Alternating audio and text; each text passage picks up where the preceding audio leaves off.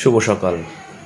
ইংরেজিতে আপনি ছোট ছোট বাক্য কিভাবে তৈরি করবেন এবং এই ছোট ছোট বাক্যগুলো থেকেই কিন্তু আপনি অনেক বড় ধরনের বাক্য তৈরি করতে পারবেন। অর্থাৎ আপনি আস্তে আস্তে কথা বলতে পারবেন, সেখান থেকে অন্য বাক্যে আপনার যে সেন্টেন্স সেটা ট্রান্সফার করতে পারবেন। তো আজকে আমরা কিছু এক্সারসাইজ করব যে আমরা যেভাবে বাক্য তৈরি করতে পারি শুরুতেই।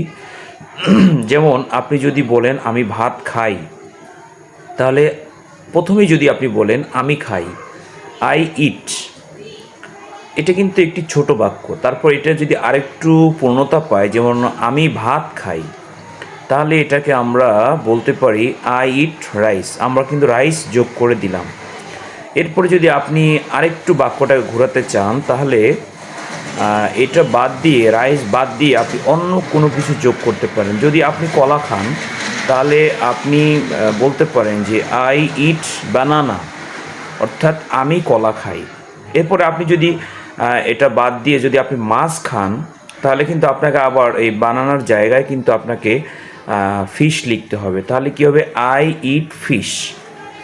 এরপরে যদি আপনি অন্য কিছু খান, যেমন আপনি যদি শাকসবজি খান, তাহলে হবে আই ইট ভেজিটেবলস, আমি শাকসবজি খাই। এখন আপনি যদি বলেন যে আমি প্রতিনিয়ত অথবা প্রতিদিন শাকসবজি খাই, তাহলে এটার ইংরেজি কী হবে? এটি আরেকটু বড় হবে। তাহলে আই ইট ভেজিটেবলস এভরিডে, অথবা হবে রেগুলারলি।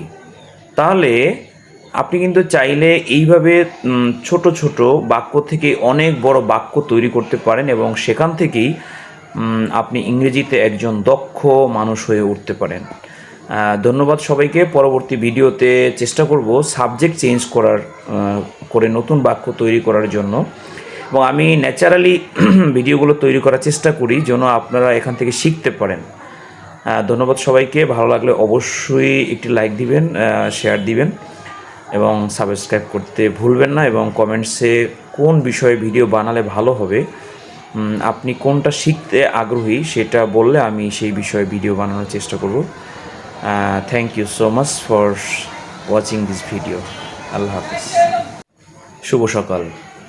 ইংরেজিতে আপনি ছোট ছোট বাক্য কিভাবে তৈরি করবেন এবং এই ছোট ছোট বাক্যগুলো থেকেই কিন্তু আপনি অনেক বড় ধরনের বাক্য তৈরি করতে পারবেন। অর্থাৎ আপনি আস্তে আস্তে কথা বলতে পারবেন, সেখান থেকে অন্য বাক্যে আপনার যে সেন্টেন্স সেটা ট্রান্সফার করতে পারবেন। তো আজকে আমরা কিছু এক্সারসাইজ করব যে আমরা যেভাবে বাক্য তৈরি করতে পারি শুরুতেই।